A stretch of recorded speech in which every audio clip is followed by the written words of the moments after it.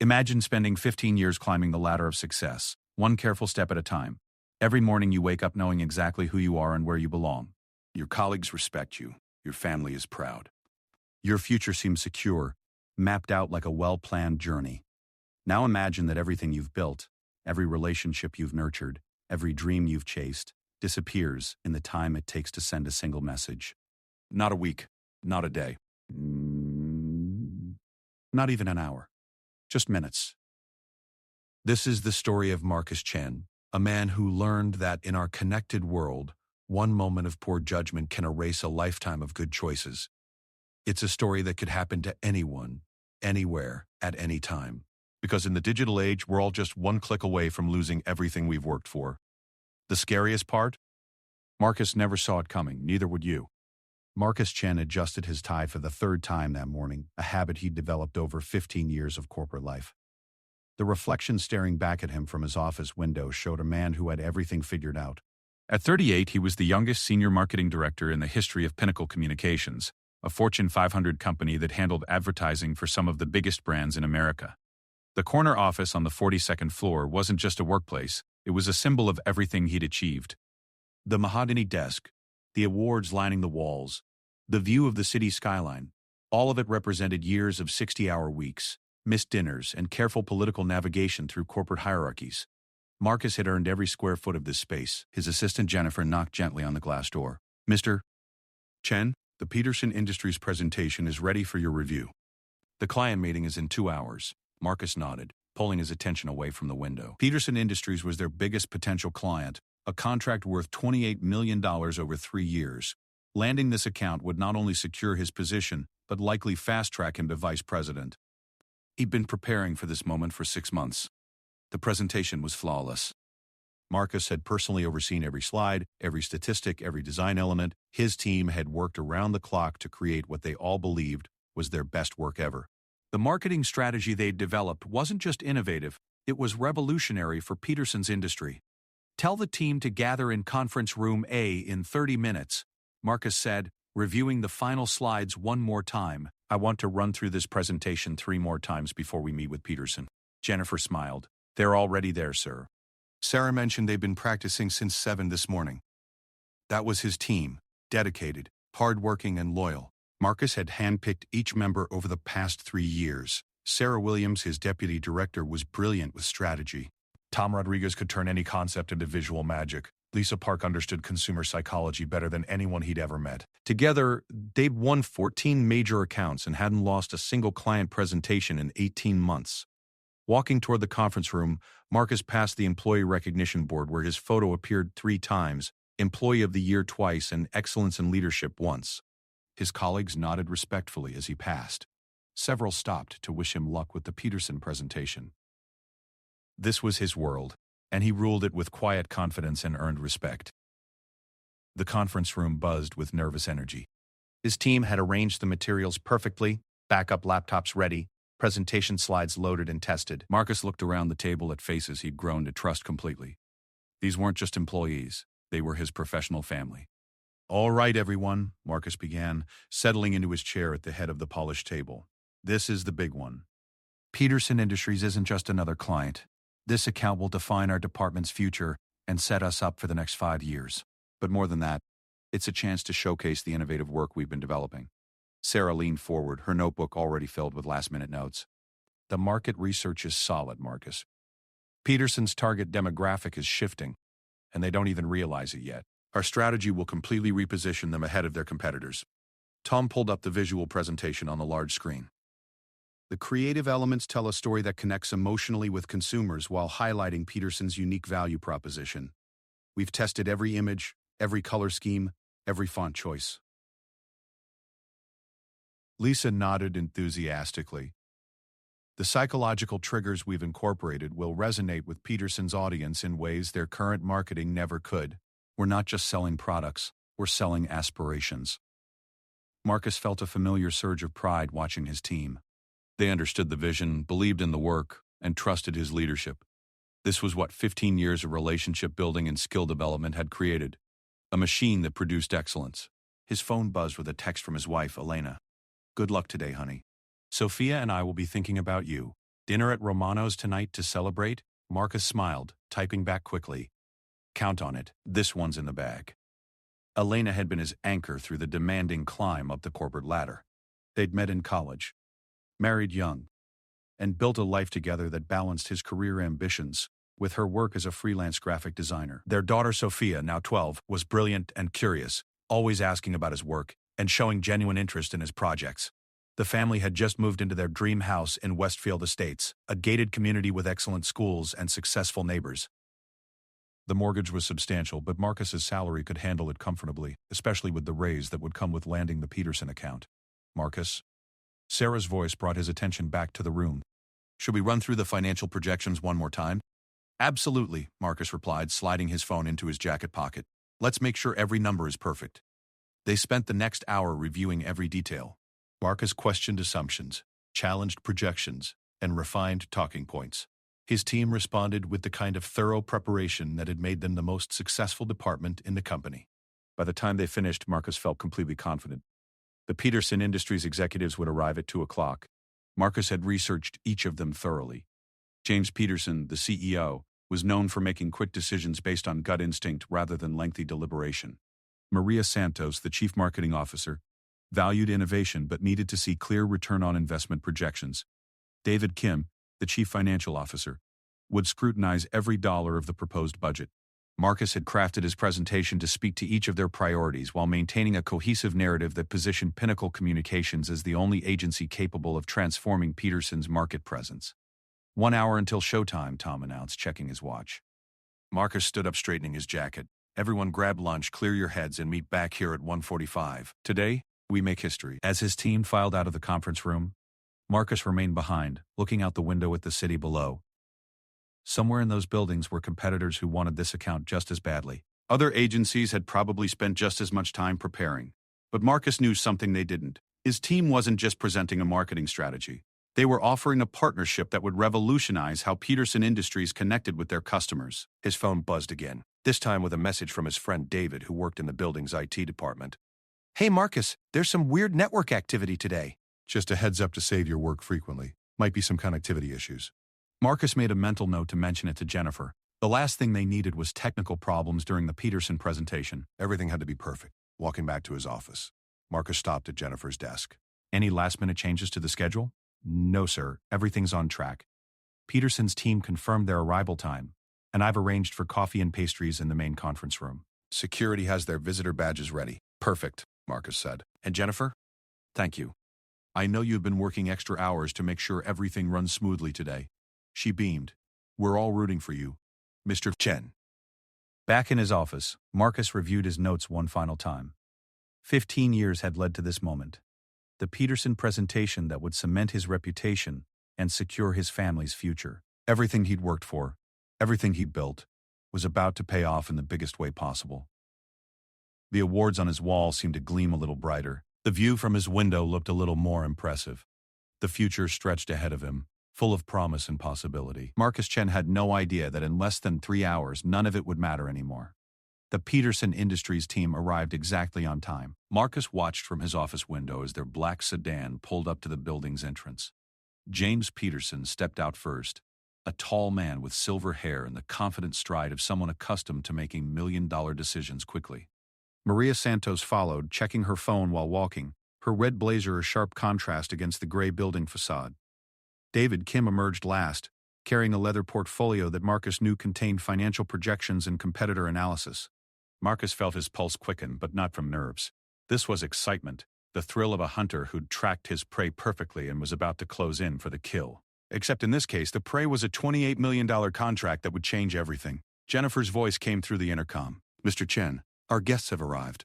I'm escorting them to conference room A now. Thank you, Jennifer. Tell them I'll be there in 5 minutes. Marcus wanted to make a strong entrance, not appear overly eager by waiting in the conference room like a supplicant.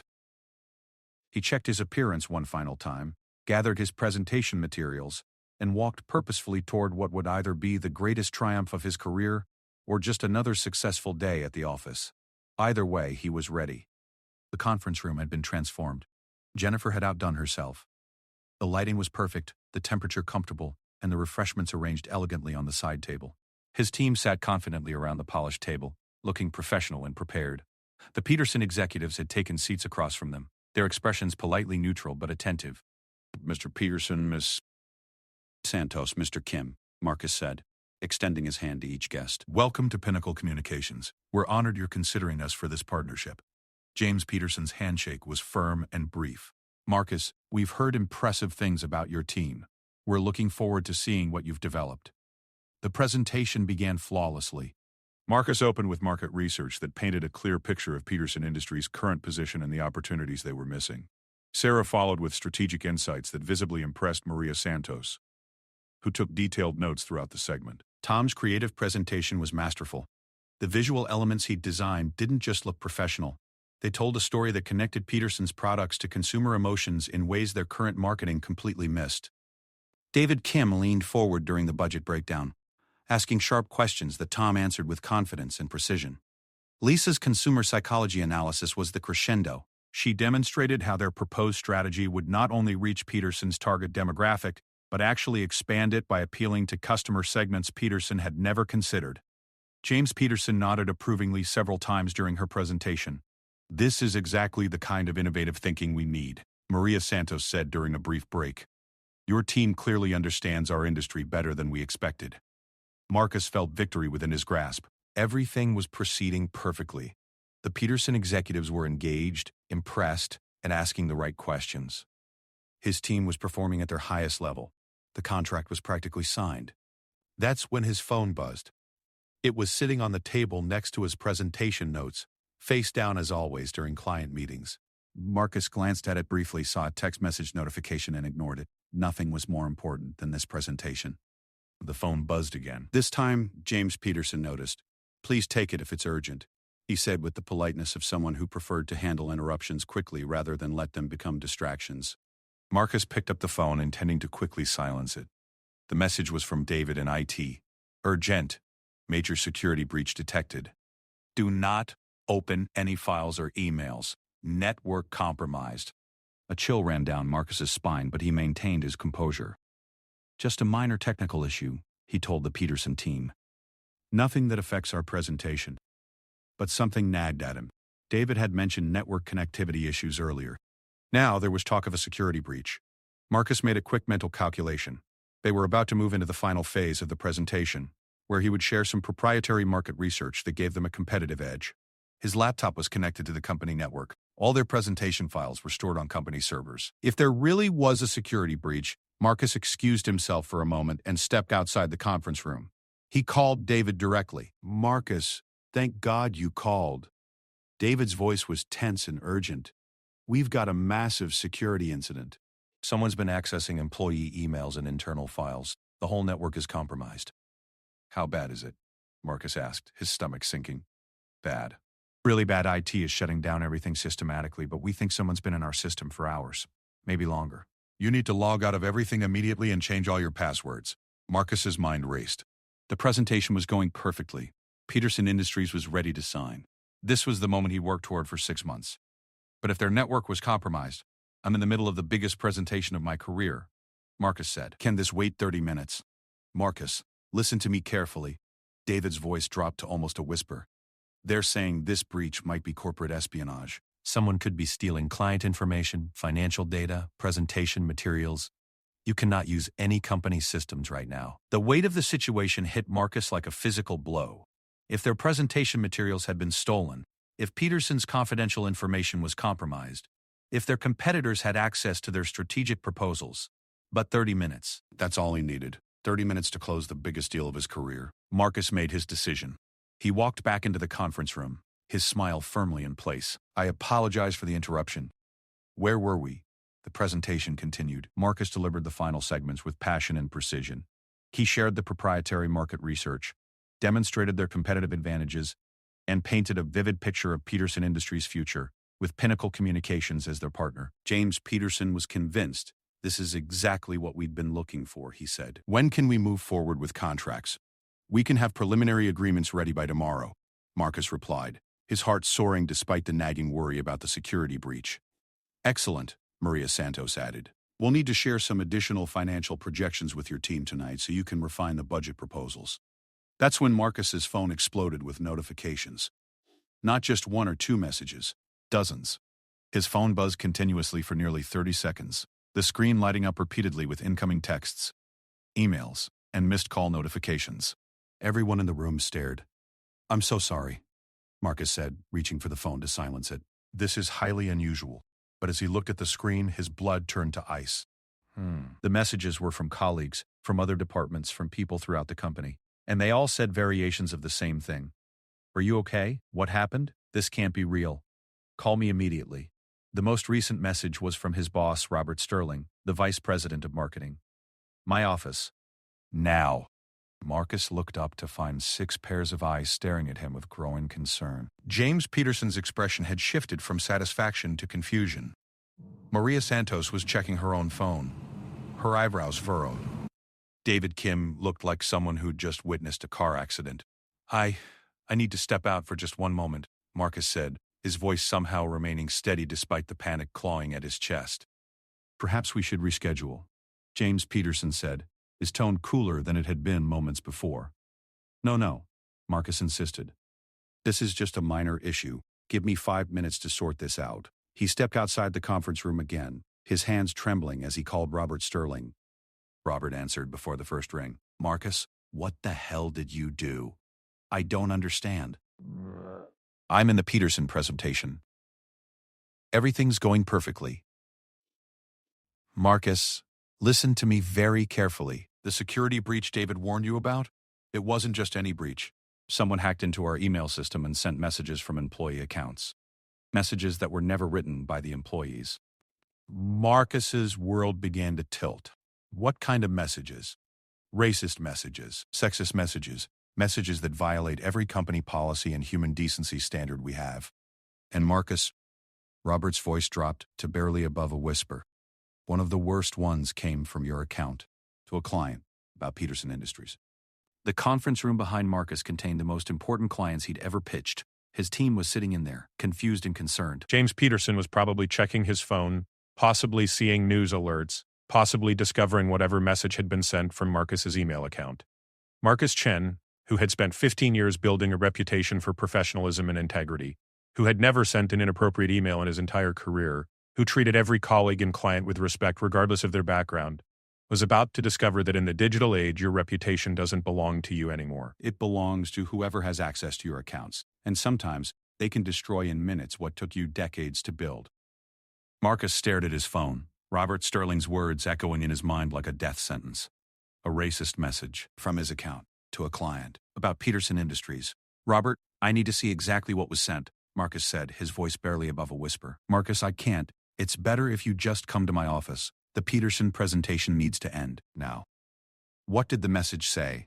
Marcus demanded, his professional composure finally cracking. "I have a right to know what I'm being accused of." There was a long pause before Robert responded. "It was sent to David Kim's personal email address 2 hours ago." The subject line was Peterson Industries' internal assessment. The message contained, Marcus, it contained extremely derogatory comments about Asian business practices, suggestions that Peterson Industries engages in unethical financial manipulation, and language that I cannot repeat over the phone. The hallway seemed to spin around Marcus. David Kim, the chief financial officer of Peterson Industries, the man sitting in the conference room 20 feet away, probably checking his email right now, probably seeing a message that appeared to come from Marcus Chen, making racist remarks about Asian business people and accusing Peterson Industries of financial fraud. "I didn't send that message," Marcus said, but even as he spoke, he realized how useless those words were. In the corporate world, intent mattered less than impact. Explanations mattered less than headlines. Truth mattered less than perception. "I know you didn't," Robert said quietly. "But Marcus, it doesn't matter what we know. Peterson Industries received that message. Their legal team has been contacted. And worse," Robert paused, clearly struggling with what he had to say next. "The message was also forwarded to 3 major industry publications. It's already being reported online." Marcus felt his knees buckle. He leaned against the hallway wall, trying to process the magnitude of what was happening. In the conference room, his team was waiting for him to return and close the biggest deal of their careers. James Peterson, Maria Santos, and David Kim were sitting there, probably confused by his absence, possibly already aware of the message, possibly preparing to leave. His phone buzzed with another message. This time it was from Elena. Marcus, I just saw something online. Please tell me it's not real. Call me. The corporate world moved at the speed of light when scandal struck. $28 million deals evaporated in minutes. 15-year careers ended between lunch and dinner. Reputations built over decades crumbled in the time it took to forward an email. I have to go back in there, Marcus told Robert. I have to explain what happened. Marcus, no. Do not go back into that room. Do not speak to the Peterson team. Do not say anything to anyone until we figure out how to handle this. But Marcus was already walking back toward the conference room. He had to try to salvage something. He had to explain. He had to make them understand that he would never, ever send such a message. He opened the conference room door to find 6 people staring at him with expressions ranging from confusion to disgust to pity. David Kim was holding his phone, his face flushed with anger. Maria Santos was packing her materials into her briefcase with sharp, efficient movements. James Peterson sat perfectly still, his hands folded on the table, his eyes cold and unforgiving. Mr. Peterson, Marcus began, I need to explain what's happened here. Mr. Chen.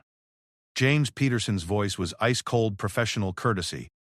I think we've heard enough explanation for one day. David Kim held up his phone.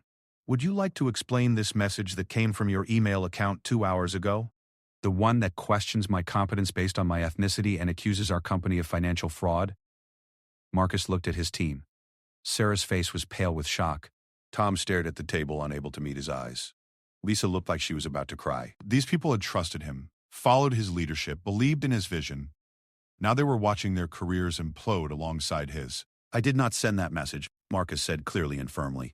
Our company's network was compromised today. Someone accessed my email account and sent messages I never wrote. I would never... Chen. Maria Santos interrupted, standing up from the table.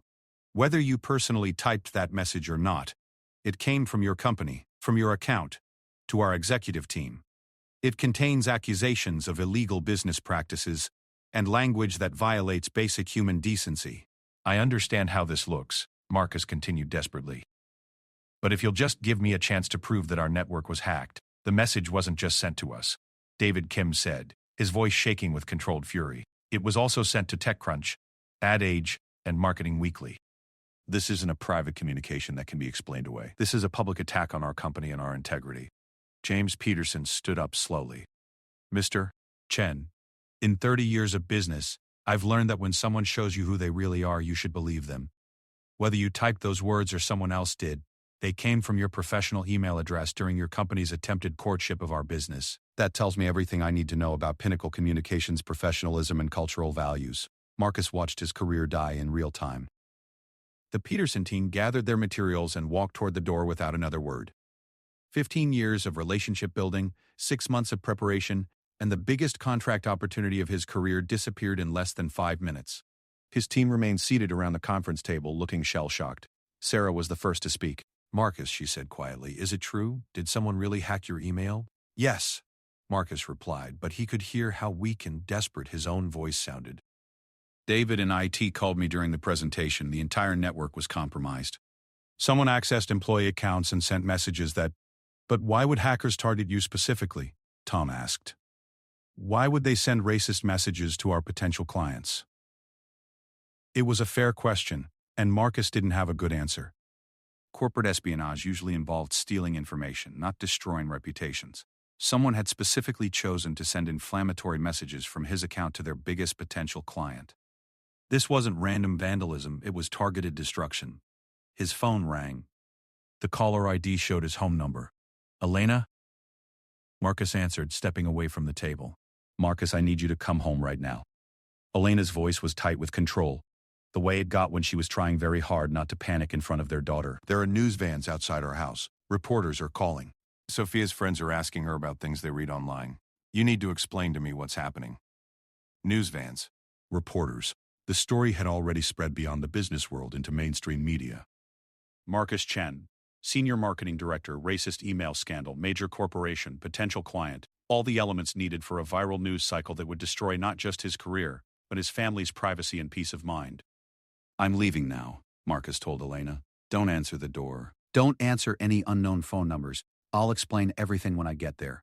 He hung up and looked at his team one more time. These people had trusted him completely. They'd worked evenings and weekends to prepare for the Peterson presentation. They'd believed in his leadership and his vision for their department's future.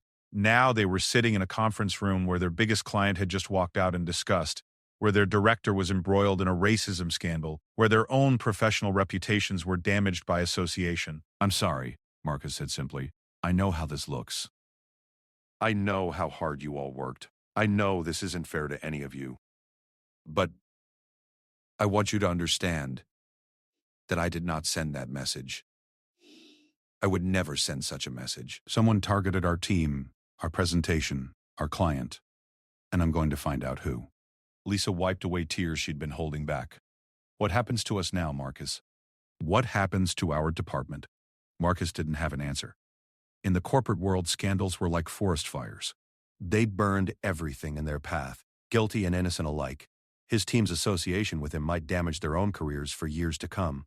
"I don't know," Marcus admitted, "but I promise you that I will take full responsibility for what happened here today." None of you should suffer because of something done to my email account. As Marcus left the conference room for the last time, he passed Jennifer's desk. She looked up at him with a mixture of sympathy and professional distance that told him she'd already been briefed on the situation. "Mr. "Chen," she said quietly, "Mr. Sterling wants to see you in his office before you leave the building." Marcus nodded, knowing this conversation would be the final nail in his career's coffin. But first he had to face his family. He had to explain to his 12-year-old daughter why reporters were outside their house asking questions about her father. He had to help his wife understand how their comfortable, secure life had just been turned upside down by someone else's malicious act. Walking toward the elevator, Marcus passed the employee recognition board where his photo still smiled back at him. Employee of the Year twice. Excellence and leadership once. By tomorrow, those photos would probably be removed. By next week, someone else would be sitting in his corner office. The elevator doors closed and Marcus Chen began his descent from the 42nd floor to the ground level of his new reality. A reality where reputation mattered more than truth, where digital evidence mattered more than personal character, and where 15 years of hard work could be destroyed by someone else's crime in less time than it took to order coffee. He still didn't know who had done this to him or why, but he was about to discover that the destruction was just beginning. The drive home felt like traveling through a nightmare. Marcus sat in his car outside his house, watching news vans lined up along his street like vultures waiting for roadkill. Reporters stood on his sidewalk, cameras ready, notepads in hand. His neighbors peered from behind curtains, probably wondering what kind of criminal had been living next door. This is Westfield Estates, where the biggest scandal was usually someone parking their boat trailer in violation of HOA regulations. Now Marcus Chen had brought national news attention to their quiet, upscale neighborhood, and none of it was good. His phone hadn't stopped ringing. Unknown numbers, blocked callers, reporters trying to get his side of the story. Marcus had stopped answering after the 5th call requesting a comment about his racist corporate communications. Elena met him at the garage door, her face tight with worry and confusion. "Sophia's upstairs doing homework," she said quietly. "I told her you were having a problem at work and that we'd explain everything later." Marcus followed his wife into the kitchen where her laptop was open to a news article with his corporate headshot prominently displayed. The headline read, "Marketing Executive Under Fire for Racist Email to Asian Business Partners." The subhead was worse, "Pinnacle Communications Director Accused of Ethnic Stereotyping and Corporate Fraud Allegations." "Marcus," Elena said, her voice carefully controlled, "I need you to tell me the truth. Did you send these messages?" The question hit him like a physical blow. Not because his wife was asking, but because she felt she had to ask. After 14 years of marriage, after watching him interact respectfully with colleagues of every background, after seeing him mentor young professionals regardless of their ethnicity or gender, Elena still needed confirmation that he wasn't a racist. That's how completely his reputation had been destroyed in a matter of hours. "No, I did not send those messages. Someone hacked into our company's email system and sent them using my account. I've never written or said anything like what's being reported." Elena studied his face for a long moment, then nodded. "I believe you. But, Marcus, look at this." She scrolled through the laptop screen, showing him article after article that had appeared online in the past 3 hours. The story is everywhere. Local news, business publications, social media. People are calling for you to be fired. Some are calling for boycotts of Pinnacle Communications. Marcus read over her shoulder, each headline more devastating than the last. Corporate executives' racist rant goes viral. Email scandal rocks major marketing firm. Asian American business leaders condemn Pinnacle Communications. The articles all told the same story. Marcus Chen, a senior director at a major marketing firm, had sent inflammatory emails to potential clients containing racist stereotypes and accusations of financial fraud. The messages had been forwarded to industry publications, sparking outrage in the business community. What none of the articles mentioned was that Pinnacle Communications Network had been compromised. What none of them investigated was whether Marcus actually sent the messages. In the rush to publish breaking news, the media had accepted the emails at face value and built a scandal around them. "We need a lawyer," Marcus said. "And we need to find out who really sent those messages." Elena closed the laptop. "I already called my brother. He's a corporate attorney, remember? He'll be here in an hour." Through the kitchen window, Marcus could see more reporters arriving. What had been 3 news vans was now 6, plus several cars with press credentials in their windows. His phone buzzed with another call from an unknown number. "Dad?" Sophia's voice came from the kitchen doorway. At 12, she was old enough to understand that something serious was happening, but too young to fully grasp the implications. "Why are there TV people outside our house?" Marcus looked at his daughter, trying to figure out how to explain that her father's career had been destroyed by cyber criminals, that reporters wanted to ask invasive questions about their family, that her friends at school might hear terrible things about her dad that weren't true. "I'm having a problem at work, sweetheart," he said carefully. "Someone did something bad and tried to make it look like I did it. The reporters want to write a story about it." Sophia considered this with the seriousness that made her seem older than her years. Like when Jimmy Martinez got in trouble for cheating on the math test. But it was really Alex Williams who stole the answer sheet? Something like that, yes. So you just have to prove that you didn't do the bad thing, right? Marcus wished it were that simple. In middle school, truth usually won out eventually. Teachers investigated. Students confessed. Justice was restored. But in the adult world of corporate communications and viral media, perception often mattered more than reality. "I'm working on it," Marcus told his daughter. "But it might take some time." His phone rang again. This time it was Robert Sterling. "Marcus, where are you right now?" "At home, with my family. Dealing with reporters camped outside my house. I need you to come back to the office tonight. We've been investigating the network breach, and there are some things you need to see." Marcus looked at Elena, who was listening to his side of the conversation. "Can't this wait until morning? My family is under siege here." "Marcus, the investigation has uncovered some disturbing information. Information that suggests this wasn't a random attack. Someone specifically targeted you, your team, and your Peterson presentation. We think we know who, but we need to compare our findings with your recent communications and activities." A targeted attack. Marcus had suspected as much, but hearing it confirmed sent a chill through him. Someone had deliberately set out to destroy his career, sabotage the Peterson presentation, and humiliate him publicly. This wasn't corporate espionage gone wrong. It was personal destruction planned and executed with precision. "I'll be there in an hour," Marcus told Robert. Elena squeezed his hand. "My brother will meet you at Pinnacle. Don't say anything to anyone without him present." The drive back to downtown took Marcus past 3 billboards advertising companies that Pinnacle Communications had helped brand over the years. His work was literally visible across the city skyline. For 15 years, he'd helped build corporate identities, shape public perceptions, and craft messages that influenced how people thought about products and services. Now he was experiencing the flip side of that power. Someone was using the same tools he'd mastered: strategic communication, message amplification, media manipulation, to destroy him instead of building something. The Pinnacle Communications building was eerily quiet at 8 o'clock in the evening. Security let Marcus up to the 42nd floor, where Robert Sterling waited in the IT department with David Kim, the IT director, and a woman Marcus didn't recognize. "Marcus, this is Detective Sarah Mills from the Cybercrime Division," Robert said. "The company has filed a formal complaint about the network breach. We want to pursue criminal charges against whoever did this." Detective Mills shook Marcus's hand. "Mr. Chen, I know this has been a difficult day for you. We're here to help figure out exactly what happened and who's responsible." David Kim pulled up a series of screens showing network logs, email traces, and digital forensics data. "Marcus, what we found is pretty sophisticated. The attackers didn't just randomly access your account. They specifically studied your communication patterns, your client relationships, and your current projects. The evidence was displayed across multiple monitors. Someone had been inside Pinnacle's network for weeks, possibly months. They'd monitored email communications, accessed client files, and studied employee schedules and project timelines. The racist message sent to Peterson Industries wasn't the only one, Detective Mills explained. Similar messages were sent from other employee accounts to different clients and business partners. But yours was the most damaging because of the timing and the client involved. Marcus stared at the data, trying to understand the scope of what had happened. How many other employees were affected? 7, David said. But your account was used most extensively, and the messages from your account were the most inflammatory and damaging. Whoever did this wanted to make sure you took the biggest hit. Robert pulled up chair next to Marcus.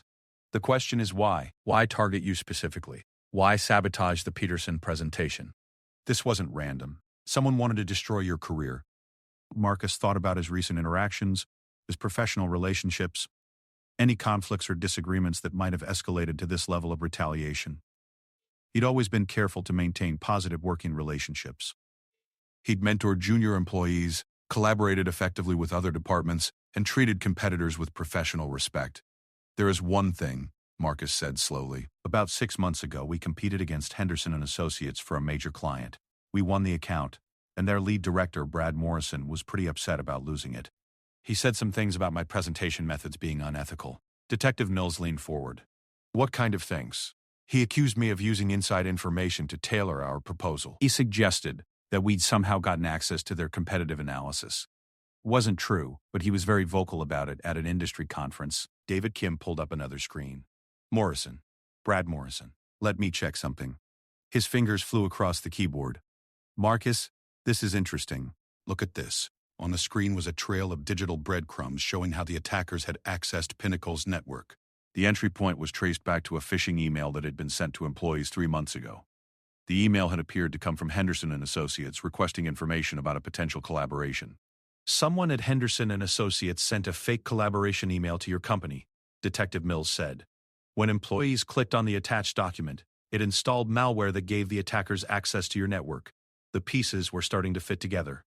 Brad Morrison had lost a major client to Marcus's team. He'd publicly accused Marcus of unethical business practices.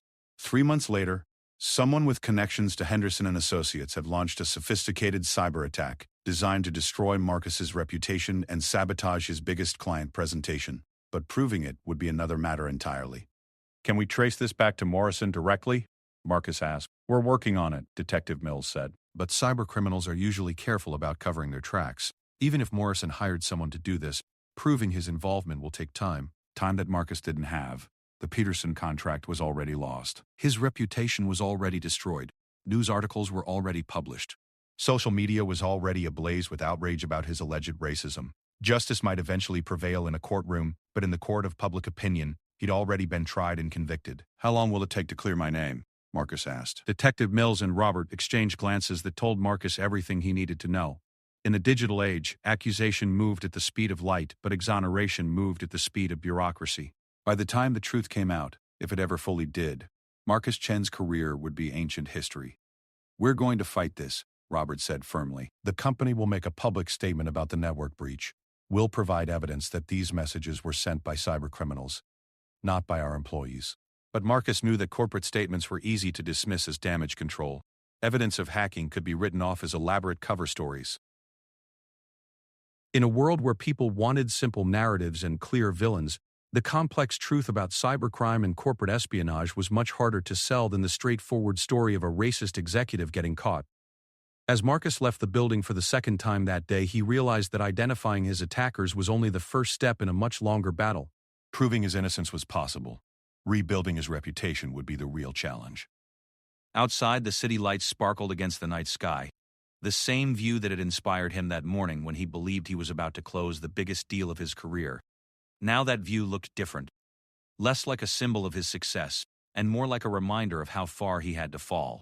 3 months later, Marcus Chen sat in a coffee shop 20 miles from his old office, preparing for what might be his first job interview since the scandal broke. The investigation had confirmed everything he'd suspected. Brad Morrison had hired cybercriminals to infiltrate Pinnacle Communications' network and destroy Marcus's reputation. Morrison was now facing federal charges for corporate espionage and computer fraud. but confirmation of his innocence had come too late to save Marcus's career at Pinnacle. The company had stood by him publicly, issuing statements about the cyber attack and Marcus's exemplary 15-year record. Robert Sterling had fought to keep him on staff, arguing that Marcus was a victim, not a perpetrator. The IT department had provided forensic evidence proving that the racist messages had been sent by hackers, not by Marcus. None of it mattered. Peterson Industries had already signed with a competing agency. Other potential clients had moved on to agencies without scandal-tainted directors. Industry publications that had initially reported the racist email story buried the follow-up stories about the cyber attack on back pages with minimal fanfare. The public correction never received the same attention as the original accusation. In the social media age, the story of Marcus Chen, the racist executive, had gone viral.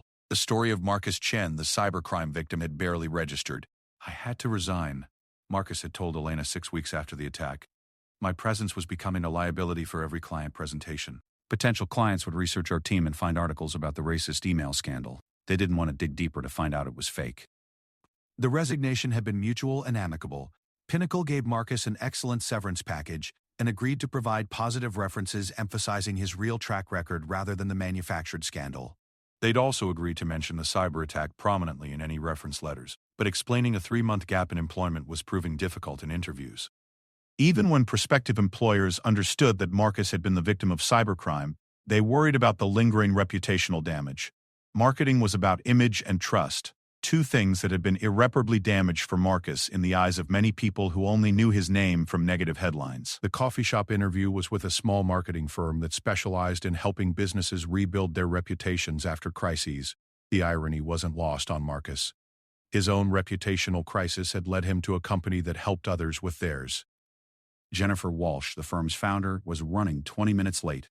Marcus used the time to review his talking points about the cyber attack, the investigation, and the lessons he'd learned. He'd gotten good at explaining what happened in a way that focused on facts rather than emotions, evidence rather than feelings. When Jennifer finally arrived, she was younger than Marcus had expected, probably in her early 30s, with the kind of confident energy that suggested she'd built her business by being very good at solving difficult problems. Marcus Chen, she said, sliding into the chair across from him. I have to admit, when your resume came across my desk, I almost didn't call. The name was familiar, but I couldn't remember why. That's understandable, Marcus replied. My name was in the news a few months ago under unfortunate circumstances. Right, Jennifer said, pulling out her laptop. The racist email scandal.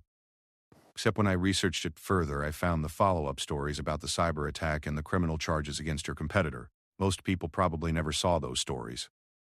Marcus nodded. The correction never gets the same attention as the original accusation. It's one of the harsh realities of modern communications. Jennifer leaned back in her chair, studying Marcus carefully.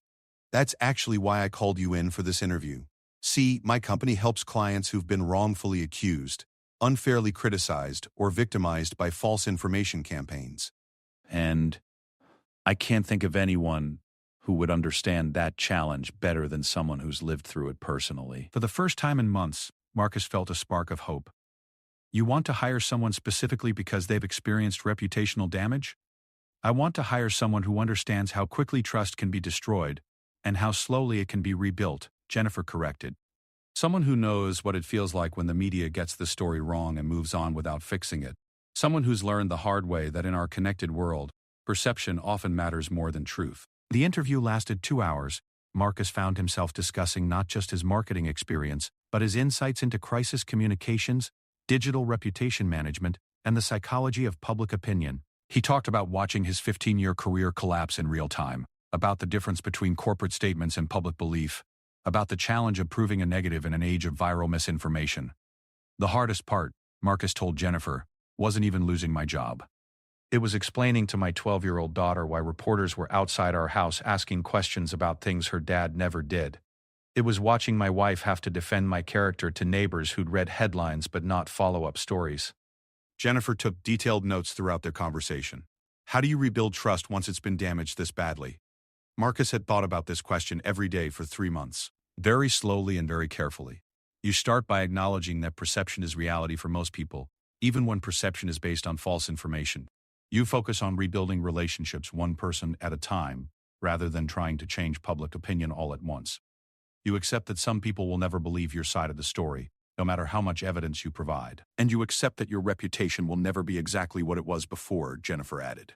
Exactly. The goal isn't to return to where you were, it's to build something new and better from where you are now.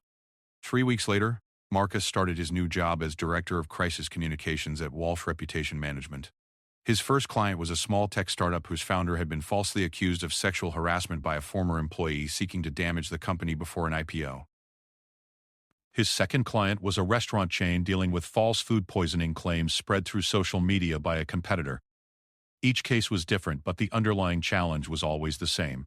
How do you fight back against false information in a world where lies travel faster than truth? Marcus found that his personal experience with reputational destruction made him uniquely effective at helping clients navigate similar crises. He understood their emotional state, their sense of helplessness, their desperation to make the truth heard. But more importantly, he understood the practical realities of reputation repair in the digital age. The mistake most people make, he told one client, is thinking that proving their innocence will automatically restore their reputation. But that's not how public opinion works. Truth is necessary but not sufficient. You need truth plus time plus consistent positive actions plus strategic communication plus a little luck. 6 months into his new role, Marcus was handling crisis communications for 12 clients simultaneously. His work was challenging and meaningful, helping people who'd been wrongfully accused, unfairly criticized, or victimized by false information campaigns. Each successful case felt like a small victory not just for his clients, but for the principle that truth should ultimately prevail. The Peterson Industries case had become a cautionary tale that Marcus used when speaking at industry conferences about cybersecurity and reputation management. He'd turned his personal disaster into a professional expertise that helped others facing similar challenges. Elena often joked that Marcus had found the silver lining in their dark cloud. "You're better at your new job because of what happened to you," she told him one evening. "You understand your clients in a way that someone who'd never been through it never could." Marcus had rebuilt his career, but more importantly, he'd rebuilt his sense of purpose. The work at Walsh Reputation Management felt more meaningful than anything he'd done at Pinnacle Communications. Instead of helping corporations sell products, he was helping individuals restore their dignity and rebuild their lives after they'd been wrongfully destroyed by false information. The legal case against Brad Morrison had concluded with a conviction and a substantial financial settlement that helped cover Marcus's legal expenses and compensated him for his damaged career. But the real satisfaction came from knowing that Morrison would face consequences for his actions, and that other potential corporate criminals might think twice before launching similar attacks. 2 years after the scandal, Marcus was promoted to senior partner at Walsh Reputation Management. The firm had grown from 8 employees to 26, largely due to the increasing demand for reputation repair services in an age of viral misinformation and digital attacks. Marcus still lived with the knowledge that his name would forever be associated with a racism scandal that he never created. Internet searches of Marcus Chen marketing would always bring up articles from that terrible day, along with the follow-up stories about the cyber attack that fewer people bothered to read. But he'd learned to live with that reality. Some battles couldn't be completely won, only managed and outlasted. Some damage couldn't be fully repaired, only built around and moved beyond. Standing in his new office, smaller than his corner suite at Pinnacle but infinitely more satisfying, Marcus looked out at a city where millions of people were one viral moment away from losing everything they'd worked to build. His job was to help them when that moment came, to guide them through the darkness of false accusations and manufactured scandals, and to show them that it was possible to rebuild from even the most complete destruction. The view from his window didn't show the skyline of corporate success he'd once aspired to reach. Instead, it showed the ground level of human resilience, where people picked up the pieces of their shattered lives and slowly, carefully built something new. It was a better view than any corner office had ever offered. Marcus Chen had learned that careers could be destroyed in minutes, but character was measured in how you responded to that destruction. His response had been to turn his personal catastrophe into a professional calling, helping others navigate the same treacherous waters he'd survived. In the end, the cyber attack that was meant to destroy him had instead revealed who he really was, not the racist corporate executive portrayed in fake emails, but a man with the strength to rebuild from nothing and the wisdom to help others do the same. Sometimes the worst thing that happens to you becomes the best thing you ever did with your life.